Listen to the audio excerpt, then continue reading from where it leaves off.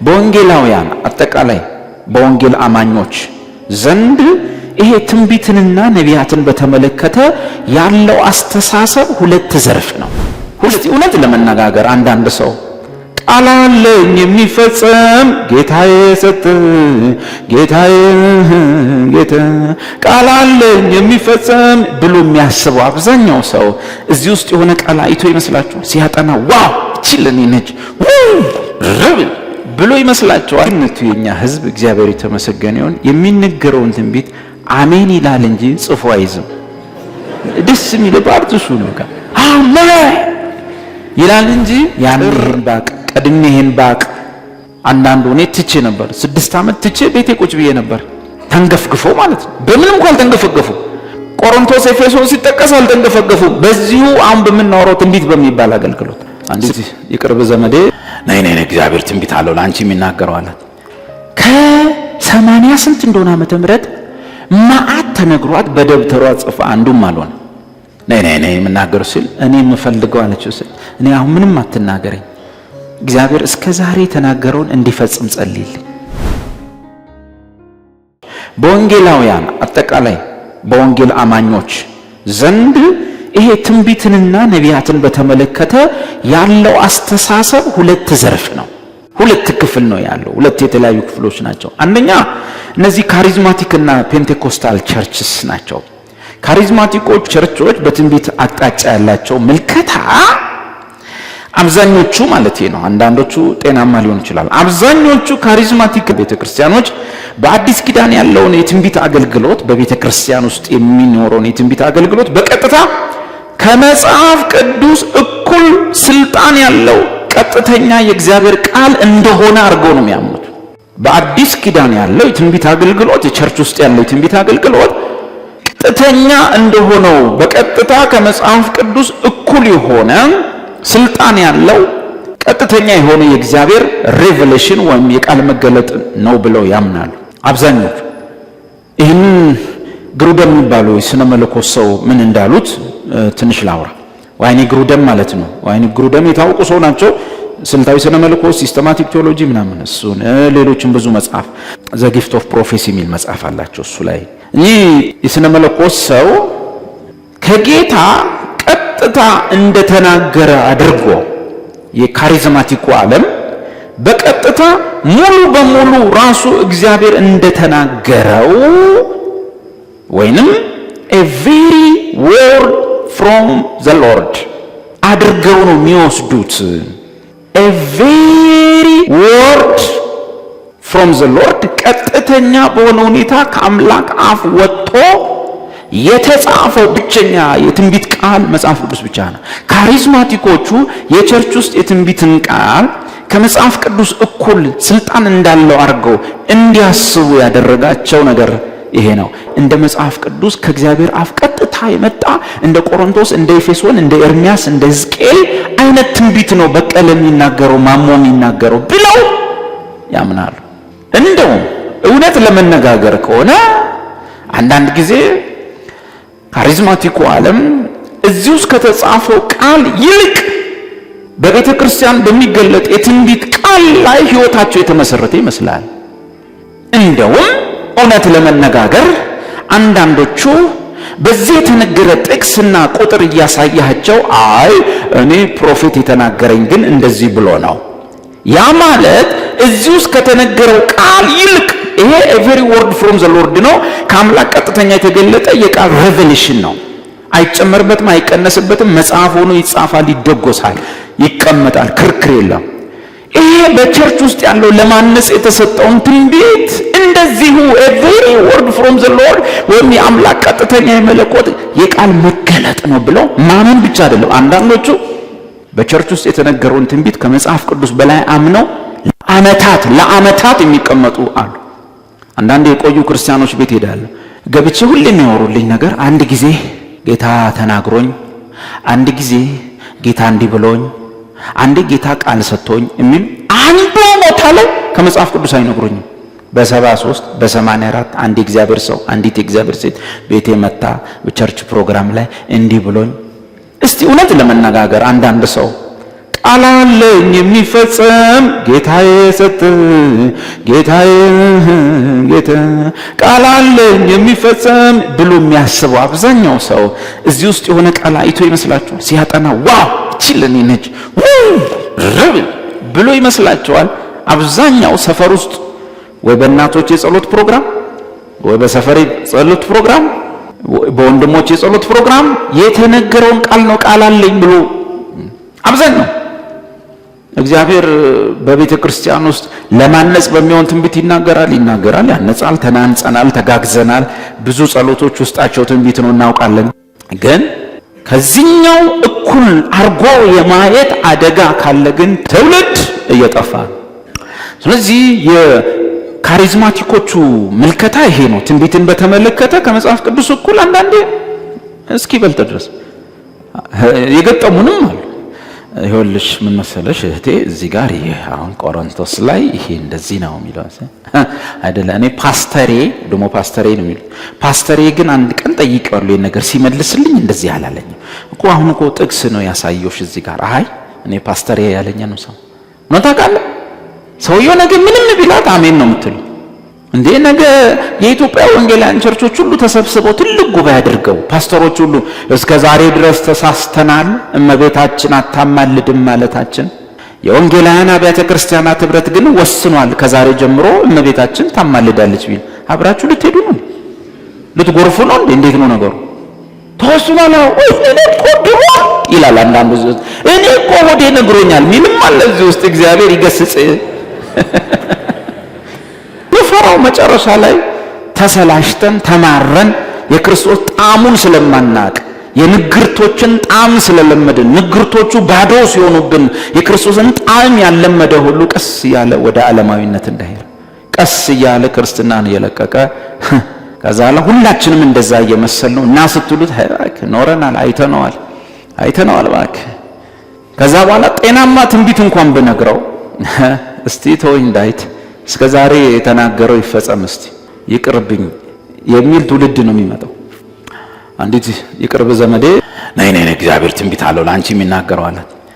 ከ80 ስንት እንደሆነ ዓመተ ምህረት ማአት ተነግሯት በደብተሯ ጽፋ አንዱም አልሆነ። ነይ የምናገረው ሲል እኔ የምፈልገው አለችው ሲል እኔ አሁን ምንም አትናገረኝ እግዚአብሔር እስከ ዛሬ የተናገረውን እንዲፈጽም ጸልይልኝ። እቺ ልጅ ትንሽ ስትቆይ ምን እግዚአብሔር ካረዳን ከባድ ነው። ኢየሱስ ከትንቢት ጠረን በላይ ያንተ ጠረን ይሰማል እግዚአብሔር እንዲልሻል ከሚል ፉከራ ይልቅ ያንተን ድምጽ በውስጣችን መስማት ይብዛልን። በጎቼ ምንን ይሰማሉ? ድምጽን ይሰማሉ እንዳልክ። ሁለተኞቹ የታድሶ ቤተክርስቲያኖች ናቸው። ታድሶዋን ክርስቲያኖች ወይም ሪፎርምድ የሚባሉት ቸርቾች ወይም ዲስፐንሴሽናል ክርስቲያንስ ናቸው ግማሾቹ። እነዚህኞቹ አማኞች ደግሞ ቀድሞ በካሪዝማቲክና በፔንቴኮስታል ክርስቲያኖች ዘንድ ያለው የአዲስ ኪዳን ትንቢት አገልግሎት ከመጽሐፍ ቅዱስ አንዳንድ ጊዜ ከመጽሐፍ ቅዱስ በላይ ማየታቸውን የመጽሐፍ ቅዱስን ስልጣን ዝቅ ያደርግብናል ብለው ይፈራል ታድሶአውያን። ካሪዝማቲኮቹ በእብደት አመለካከታቸው በእብደት ልምምዳቸውና ትንቢታቸው ከመጽሐፍ ቅዱስ ስልጣን በላይ እስኪሆን ድረስ ስለደረሰ ታድሶ ቸርቾች እነዚህ እንግዲህ በ16ኛው መቶ ክፍለ ዘመን 17ኛ ጀምሮ እስካሁን ያሉት ናቸው።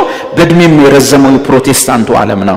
እነዚህ የመጽሐፍ ቅዱስ ስልጣንን ዝቅ ስለሚያደርግ ያኛው አመለካከት ሌላ አይነት ነገር ነው ስለ ትንቢት የሚናገሩት።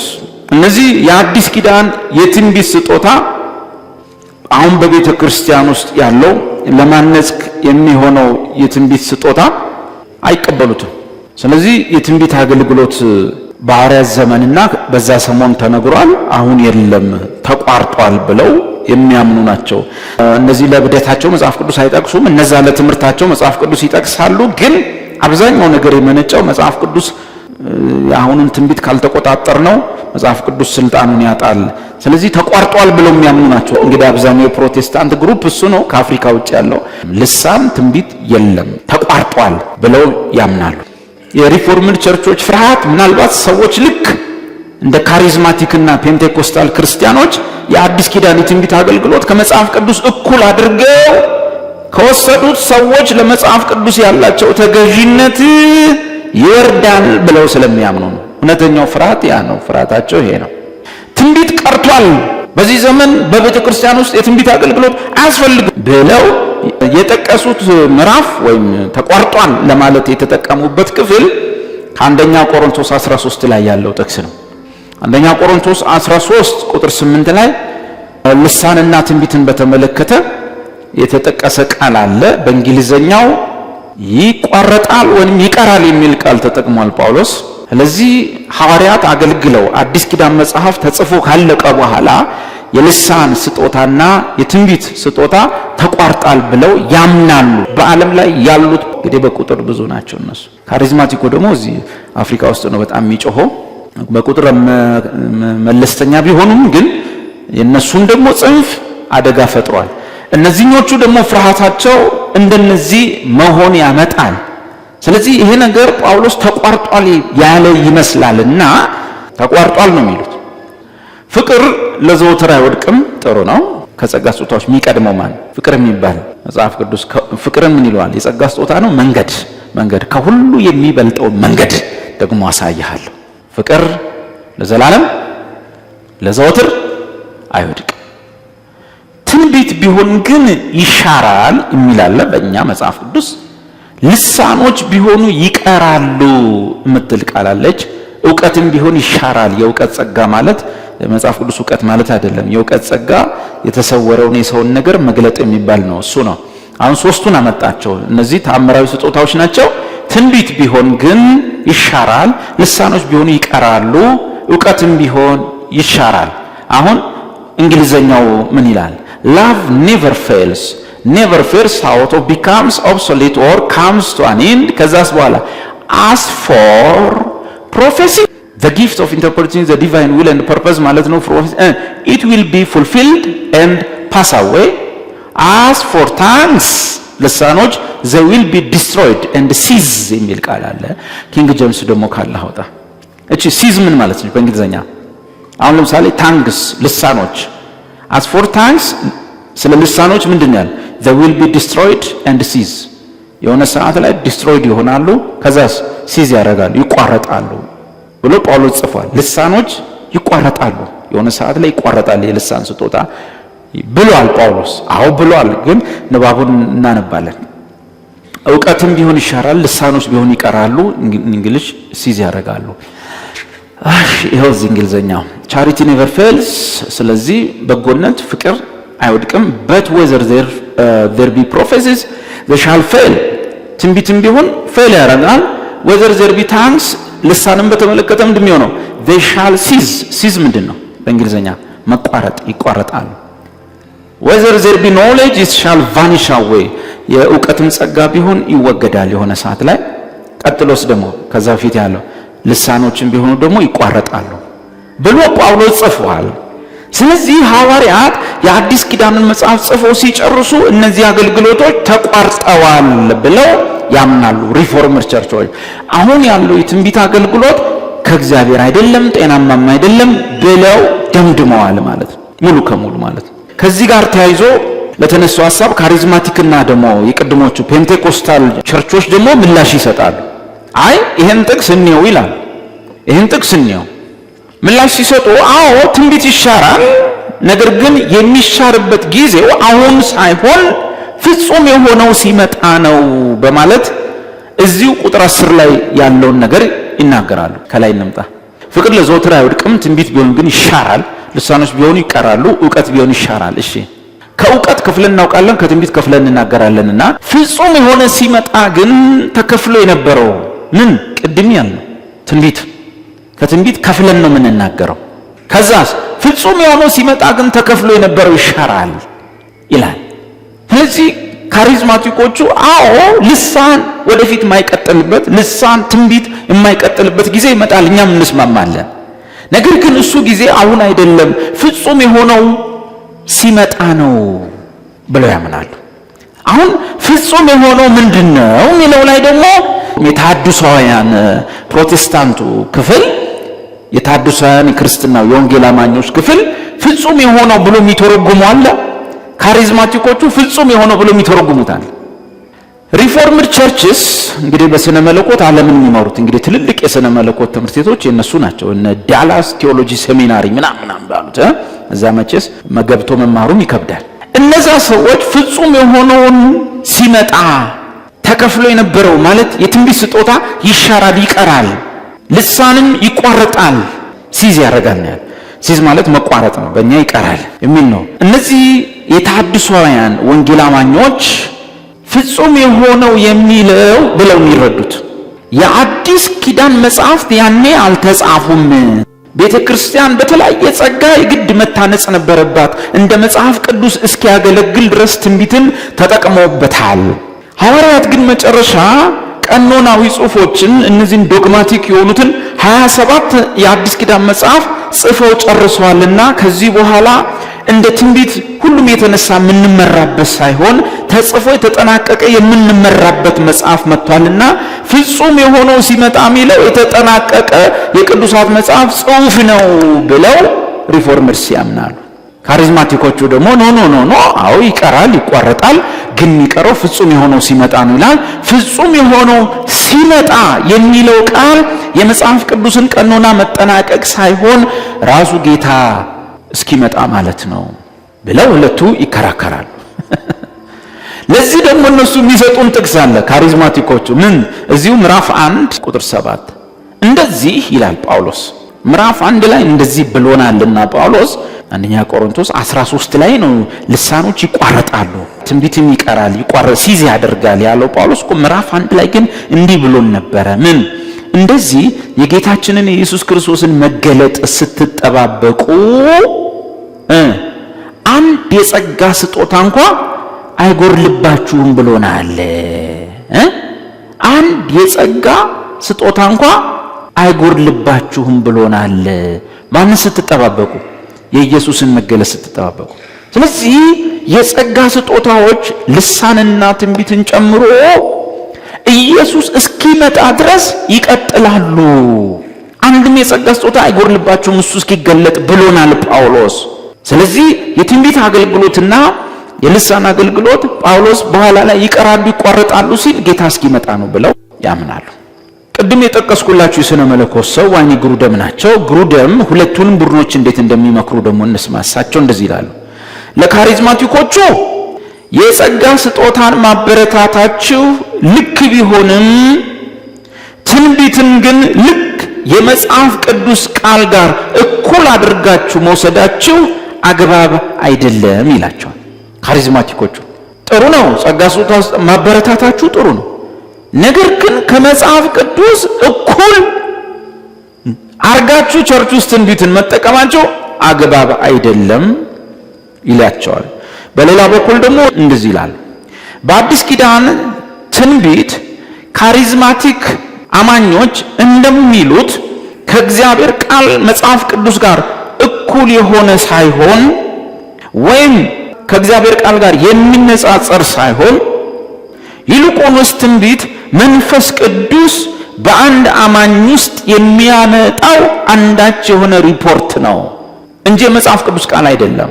እነሱን አይታችሁ መጽሐፍ ቅዱሱ ጋር ድብልቅልቁን ሲያወጡት አይታችሁ እንደው ትንቢት የለምም አትበሉ። ትንቢት እንደ መጽሐፍ ቅዱስ ቃል ካሪዝማቲኮች እንደሚሉት ስልጣን ያለው የአምላክ መገለጥ ቃል ዳይሬክት ሬቨሌሽን ሳይሆን በአማኙ አእምሮ ውስጥ የሚመጣ አንዳች የሆነ ሪፖርት ነው። ስለዚህ ሁለታችሁም ባላንስ አድርጉት፣ እናንተም አትበዱ እንደማለት። እኔ እነዚህኞች ይሄኛው ቡድን ያስፈራኛል። ለምን? እግዚአብሔር የለሽ ነው፣ ፍርሃት የለሽ ነው፣ ደፋር ነው፣ ስርዓት የለም። የክርስቶስ ወገን ድምጥማጡን የሚያጠፋ ቡድን የተጋላጭ ነው። ለምን? ኮንትሮል እንዳያደርጋቸው ገዢ እንዳይሆን ይሄንን ዞር አድርገውታል። ስለዚህ የደ ወደ መሰላቸው መሳፍንት ላይ በዚያ ዘመን ንጉሥ አልነበረም ነበርና ሕዝቡ ሁሉ በፊቱ መልካም መስሎ የታየውን ሁሉ ያደርግ ነበር።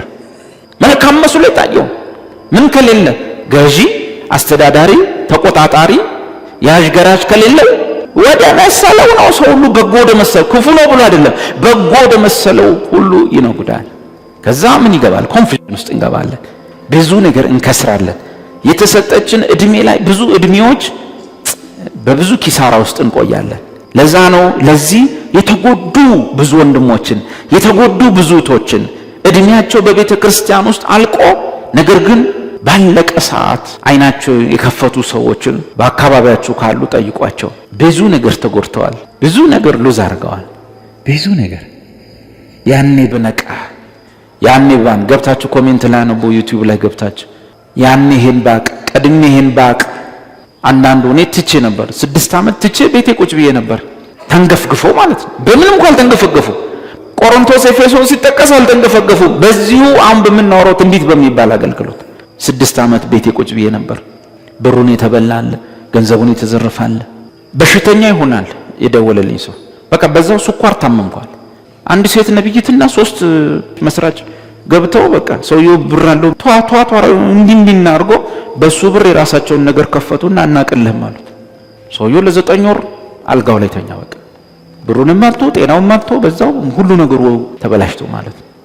እነዚህ ሰዎች ተጎድተው በየቤታቸው ያለው ተስፋ ቆርጠው የተቀመጡት 6 ዓመት እኔ ቸርች ደርሼ አላቅም ነበር። አንደኛው ዴቭ ዛሬ ደስ ብሎኝ ነው የደወልኩልህ አለኝ። ምንድነው ስለው ዛሬ ከብዙ ዓመት በኋላ ቸርች ሄድኩ። በቃ ሁለተኛ ቸርች አልሄድም ብዬ ዝም ብዬ ትምህርትን ሳዳምጥ አይ ህብረት ያስፈልጋል አልኩና ሄድኩ። ዛሬ ሄጄ ደርሼ መጣዋል። እነዚህ ተጎድተው የተቀመጡ ሰዎች ናቸው። ስለዚህ ተጠንቅቀን መሆን አለበት ማለት እንደ ካሪዝማቲኮቹ መስመር እንዳያጣ። አንቱ የኛ ህዝብ እግዚአብሔር የተመሰገነ ይሁን የሚነገረውን ትንቢት አሜን ይላል እንጂ ጽፎ አይዝም። ደስ የሚለው ፓርት እሱ ነው።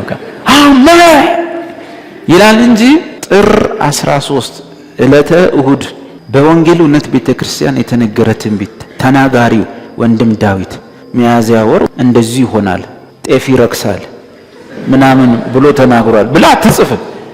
ቀኑ ሲደርስ ዴቭ ታሳስ ላይ ጤፍ ይወርዳል ብለህ ነበር ጨመረ ብላ አትመጣ። ስለዚህ ምንጭ ስለማትጽፍ መወርወር ነው። አሜን ይላል፣ ቤቱ ይደምቃል። ነገ ደግሞ የዚህ ጉጉት ያለው ሰው ተንጋክቶ ይመጣል። ገቢ ምንጫችን ህዝብ ይያል ማለት ነው እናረጋለን ማለት ነው። እንደምታውቁት ሪፎርመር ቸርቾች እንግዲህ በትምህርታቸው ጠንካራ ናቸው። ካሪዝማቲኮቹ ትልቁ ችግራቸው ምንድነው? በዚህ ውስጥ ማለት ነው የመጽሐፍ ቅዱስ ዕውቀት አናሳ ናቸው። ራሱ መጽሐፍ ቅዱስ ቁጭ ብለው የመማር ትግስቱ የላቸው። እስቲ ገላትያን እናጥና ብለ ገና ምዕራፍ 1 ገላትያ ጥናት እስቲ እንጸልይ መጽሐፍ ቅዱስን እግዚአብሔር እንዲከፍትልን ብለ እንጸልያለን ስትል ይላል። ገላትያን ልናጠና እኮ ሁሉ ማውረግረግ ምንድነው? ለምን ታውቃለህ? ጥናቷ ተቀይራ ወደ ምን እንድትዞር ፋየር እያለን እንድንገባ ነው የፈልገው። እንዲህ ያነው ሮሜ ብለህ ብትጀምር ምዕራፍ 3ን አይጨርስልህም። ማን ካሪዝማቲኩስ አንተ ያጠና ያለ በጸጋ ጸርቀነስ ፓሳራሻቶ ይላል። ለምን ሲባል መጽሐፍ ቅዱሷ ተቋርጣ እንድንጋጋል ማለት ነው። ዕውቀት የላቸው፣ ማጥናትን ፍላጎት የላቸው። እንደውም በግልጽ ነው የሚቃወሙት። ዋናው ጥቅሱ አይደለም መንፈሱ ነው። መንፈሱ ሚልን ገብቷል እብደቱን ነው። ኢየሱስ ግን ያለው ቃሌ መንፈስ ነው ያለው። ቃሌ መንፈስ ነው ሕይወትም ነው። ያው ውሃ ነው ወይን ጠጅም የሆነው። ውሃ በሌለበት ባዶ ጋን ጠጅ አይሆንም። ውሃው የእግዚአብሔር ቃል ነው ራሱ ነው ወይን ጠጅም የሆነው መንፈስ ቅዱስ የሚሆነው እንጂ ቀጥታ እንደዚህ አይነት ሰዎች መጽሐፍ ቅዱስ እንዲገዛቸው እንዲቆጣጠራቸው እንዲመራቸው ስለማይፈልጉ የመጀመሪያው ተግዳሮታቸው የእግዚአብሔርን ቃል ዕውቀት ማጣጣል። አንድ ቦታ ወደዚህ አካባቢ ወደ ኢሊባቦር አንድ ነብይ የሚባል ሰው ነበር። እኔ እዛ አካባቢ በነበርኩ ሰዓት እና ያወሩለታል። ምንድነው የሚሉኝ? የሚገርም ዴቭ ሰውየው አያነብም። እሺ መጽሐፍ ቅዱስም የለውም እና ምንም አያነብም፣ መጽሐፍ ቅዱስ የለውም እና ብቻ ጫካ ውስጥ እየሄደ ይጸልያል። በቃ እዚህ ጋር ስትደርስ ነው ችግር የሚፈጠረው። ጫካ ውስጥ ገብተህ እንድትጸልይ የተጻፈ ጥቅስ የለም። ለመለከፍ ፈልገህ ካለ ጫካ ውስጥ ብዙ ድምጽ አለ። የጌታ ይሁን የማን እንደሆነ አትለኝ። ለድምጽም ቅርብ ነው ጫካ። ከዛ በኋላ ጫካ ውስጥ ሄድና የጎበጡ ዛፎች አሉ። ብቻ የሄደ ጠማማ ዛፎች አሉ። በቃ ጎፍታ ኢየሱስ ቃቃቃ ይላል። በኢየሱስ ስም ሲላቸው ቃቃቃ ይላል። መጽሐፍ ቅዱስ የለውም፣ አያነብም፣ ምንም እና እንዲህ ሲያራቃቃ ይላል። አንደኛ እግዚአብሔር ለዛፎች ይገደዋልን? እንኳን ለዛፍ ለበሬ ይገደዋል። ተጽፏል እኮ ለበሬ ይገደዋል። የሰው ልጅ ነው ስንት ጎባጣ አለ። ስንት ቀና ማለት ያቃተዋል። እነሱን አያቃና ምንም ጫካ ውስጥ ወስደ ዛፍ የምታቃናበት ነገር ምንድነው? ውሸት ነው። አንድ ጊዜ ደግሞ ውሻው ሞተበት አሉ። እሺ ውሻው ሞተበትና ሲመጣ ውሻው ሞተበታል። ጥነስ ሲለው ውሻው ብድግ ብሎ ሮጠ። ስንት ሰው የሚወደውን ልጁ አጥቶ ለቅሶ የተቀመጣል። አስከሬን ተጭኖ መሄዳለ። ምን ነው እሱ ነካርጎ ተነሳ ይሎም ውሻም ያስነሳው እግዚአብሔር ለውሾች ይገደዋልን? በኋላ እዛ ከተማ ሲመጣ 20 ምናምን ደቀ መዛሙርት አሉት። ሁሉም ሴቶች ናቸው። ያዝልኝ ብዙ የሴት አጃቢ ደቀ መዛሙርት ያለው አገልጋይ እኔ በእርግጠኝነት የምነግርህ ከእግዚአብሔር አይደለም። በሴት ሐዋርያት ተከቦ አልወጣም አልገባም። 12ቱም ወንዶች ናቸው። 20 ምናምን ሴቶች ካዳሚ ናቸው። እነዚህ ተከትለው ይወጣሉ ይገባል። መጽሐፍ ቅዱስ የለም ምናምን እንደዚህ ነገር የሆነ ሰሞን የሆነ ግርግር ይፈጥራል፣ የሆነ ትኩሳት ይፈጥራል። ከዛ ድምፁ ይጠፋል፣ አይቀጥልም። የእግዚአብሔር ያልሆነ ነገር እድሜው ረጅም አይደለም፣ አይቀጥልም፣ ዘመን አይሻገርም። ስሜት ያጋግላል፣ የተወሰነ ጊዜ ሰው ይሰበስባል ምናምን ምሰራውን ስራ ሰርተህ ትሄዳለህ። አለቀ። ቋሚ ትውልድ፣ ተረካቢ ትውልድ፣ የሚረከበው ነገር ያለው ትውልድ ግን ማምጣት አትችልም። ስለዚህ እዚህ ሁሉ ግርግር ውስጥ መንገባው፣ እዚህ ሁሉ ስህተት ውስጥ የምንገባው የካሪዝማቲኮቹ ቀውስ ያመጣብን ነገር ሲሆን ለሪፎርመር ቸርቾቹ ደግሞ ጥሩ ነገር ነው ያላቸው፣ ቃል አላቸው፣ ትምህርት አላቸው፣ ዶክትሪን አላቸው። ዋችማን ስለ ሪፎርመር ቸርቾች ምን እንዳለ ታውቃላችሁ? እነዚህ ሪፎርመር ቸርች ዲስፔንሴሽናሊስት ቸርቾች የሚባሉ ስለነሱ ሲናገር ምን አለ መሰላችሁ? ሪፎርመር ቸርች ውስጥ ያሉት የቤት እመቤቶች ካሪዝማቲክ ቸርች ውስጥ ካሉ ፓስተሮች ይልቅ መጽሐፍ ቅዱስን ያውቃሉ አለ። እስከዚህ ድረስ የተመሰከረላቸው ናቸው፣ የተመሰገኑ ናቸው። ግን ምንድነው መሆን ያለበት? ሪፎርመር ቸርቾች ራሱ ሲያስተምሩ ሳያውቁ ትንቢት ይናገራል፣ ሲዘምሩ ሳያውቁ ትንቢት አለው፣ ሲጸልዩ ትንቢት አለው። ምን ማለት ነው? ትንቢት ለመታነጽ የሚሆነው ትንቢት በአዲስ ኪዳን በቤተክርስቲያን ውስጥ ያለው ትንቢት በአማኞች ሕሊና ወይም አእምሮ ውስጥ የሚመጣ መልእክት ነው። በጸሎት ውስጥ ያልፋል፣ በትምህርት ውስጥ ያልፋል፣ በስብከት ውስጥ ያልፋል፣ በማነቃቃት ውስጥ ያልፋል፣ በምክር ውስጥ ያልፋል፣ በተክሳስ ውስጥ ያልፋል። ያ የመጣ ሪፖርት፣ ያ የመጣ በመንፈስ ቅዱስ በአማኞች ውስጥ የሚመጣው መልእክትና ድምጽ ነው ትንቢት፣ ሌላ ነገር አይደለም። ስለዚህ ዞሮ ዞሮ እናንተም ስታስተምሩ ፕሮፌሲ ይመጣል፣ ስትጸልዩ ትንቢት ነው ውስጥ ያለው፣ ስትናገሩ መተንበያችሁ ግድ ነው። ስለዚህ ያንን በህሊናችሁ ውስጥ መጥቶ የጸለያችሁትን፣ የተናገራችሁትን፣ ያጸናችሁበትን፣ ያጽናናችሁበትን፣ የመከራችሁበትን፣ የገሰጻችሁትን ነገር ነው ሐዋርያት በቤተ ክርስቲያን ያለ የማነጽ ትንቢት ያሉት። እሱን ትንቢት ደግሞ ሐዋርያት ምን ብለውናል? አንደኛ ቆሮንቶስ 14 ላይ ይሄ የግድ ልዩ የሆኑ ሰዎች በዚህ ዘመን ቋንቋ ተቀብተው እንደ በቃ እነዛ ሰዎች ብቻ የሚያመጡት የመጽሐፍ ቅዱስ አይነት ቃል አይደለም። ይሄ በእያንዳንዱ አማኝ ውስጥ መንፈስ ቅዱስ ከመኖሩ የተነሳ መንፈስ ቅዱስ በአማኙ ጭንቅላት ውስጥ አእምሮ ውስጥ የሚያመጣው የሚመክር፣ የሚያንጽ፣ የሚያበረታታ አንዳች የሆነ ሪፖርት፣ መልእክት፣ ሐሳብ እሱ ነው ትንቢት ፕሮፌሲ። ይሄን ደግሞ ጳውሎስ እንዲህ ብሏል ምዕራፍ 14 ቁጥር 26 አንደኛ ቆሮንቶስ። እንግዲህ ወንድሞች ምንድነው በምትሰበሰቡበት ጊዜ ለእያንዳንዱ መዝሙር አለው፣ ትምህርት አለው፣ መግለጥ አለው፣ በልሳን መናገር አለው፣ መተርጎም አለው፣ ሁሉ ለማነጽ ይሁን።